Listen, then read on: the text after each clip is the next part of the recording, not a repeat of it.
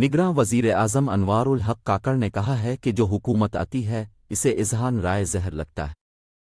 कराची में आगा खान यूनिवर्सिटी में तलबा से खुसूसी गुफ्तगू करते हुए वजीर आजम अनवारुल हक काकड़ ने कहा कि तालीमी इदारे हमेशा मेरे दिल के करीब रहे हैं। मुझे चीज़ों के बारे में जानने और समझने पर खुशी होती है। उन्होंने कहा कि तलबा से गुफ्तगू करके हमेशा खुशी होती है। गिलगित बाल्तिस्तान पाकिस्तान का हिस्सा है और हमेशा रहेगा। पाकिस्तान में हर शहरी को इजहार राय की आज़ादी हासिल। अनवारुल हक काकड़ ने कहा कि गिलगित में किसी माँ को गोलियां लगी हैं तो ये अफसोसनाक है। ताकत के इस्तेमाल का हक रियासत को हासिल है। मैकेनिज़्म मौजूद है। गिलगित बाल्तिस्तान जुग्राफियाई लिहाज से अहम इलाका है। उन्होंने मजीद कहा कि गिलगित बाल्तिस्तान को कौमी धारे में लाने के इक़दामात किए जा रहे हैं। मजहब, ज़बान और नस्ल परस्ती के खिलाफ हैं। 1947 आज़ादी एक्ट के तहत रियासतों को पाकिस्तान अब भारत के साथ इल्हाक का हक दिया गया।